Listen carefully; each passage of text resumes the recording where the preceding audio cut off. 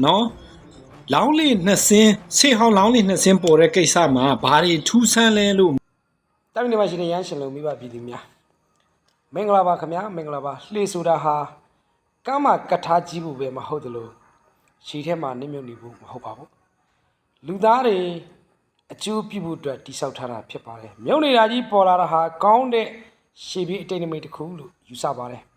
သဘူဒီပါလက်ရတောင်ကျော်ပုပ္ပနမိတ်ထုံးတဲ့ကျွန်းအတိတ်တပေါင်းတွေနဲ့ယုံကြည်ရာရှင်သန်နေကြတဲ့ထေရဝါဒဘုရားဘာသာနိုင်ငံကြီးမှာပေါ်လက်တက်ပေါ်လို့ဆဲဆဲဖြစ်နေတဲ့ရွေးကောက်ပွဲအလွန်မှာမင်းလောင်းဦးဆောင်တဲ့အစိုးရကြီးဟာလေတစင်း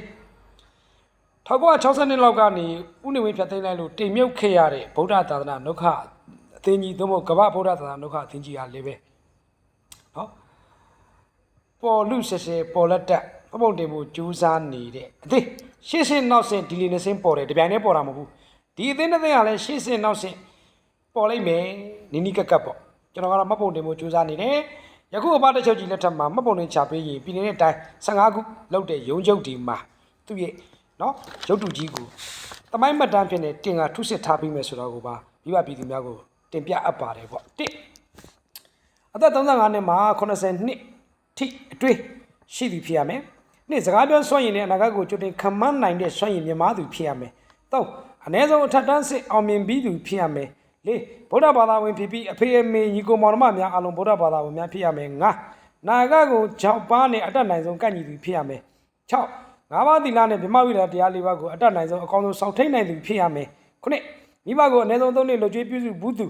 ပရိဒတ်3နှစ်အ ਨੇ ဆုံးလှုပ်ဘူးသူဖြစ်ရမယ်ရှစ်အရက်ဘီယာမူရဲ့ကင်းစင်ပြီး KTV night club ဘာ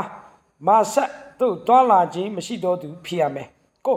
ရဟန်းဘဝကိုအ ਨੇ ဆုံး3နှစ်ရယူဘူးသူပရိကြီးစရတုတ်ကိုထံကတိုင်းကြကြရွတ်ဖတ်ပူဇော်နိုင်သူတုတ်တန်သင်းញိုင်းတွင်တပါးတဲ့မြတ်ဗုဒ္ဓအဆုံးအမများကိုကြင်ကြံအထုတ်ဖူးသူဖြစ်ရမယ်30တိုင်းပြည်ငြိမ်းချမ်းဖွံ့ဖြိုးတိုးတက်ရေးနဲ့သာသနာဖွံ့ဖြိုးတိုးတက်ရေးတို့အတွက်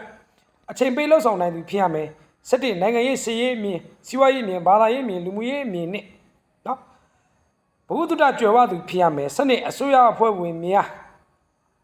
အခြားအသင်းဖွဲ့ဝင်များတခြားလက်နက်ကိုင်အဖွဲ့ဝင်များ၏ဥက္ကဋ္ဌသို့မဟုတ်အဖွဲ့ဝင်များမဟုတ်တော့သူဖြစ်ရမယ်73ညင်းခုန်ခြင်းအတိုက်ခံလုံခြင်းလမ်းစဉ်ကိုမသုံးဘဲမြတ်ဗုဒ္ဓ၏နော်ဆွေးနွေးခြင်းမေးမြန်းခြင်းလမ်းစဉ်ကိုဥဆောင်နိုင်သူဖြစ်ရမယ်အခြားပါတီနိုင်ငံရေးအသင်းအဖွဲ့လက်နက်ကိုင်အသင်းအဖွဲ့အစိုးရနဲ့စစ်တပ်ကိုရှင်ပြိုင်တဲ့အသင်းအဖွဲ့မဟုတ်ကြောင်း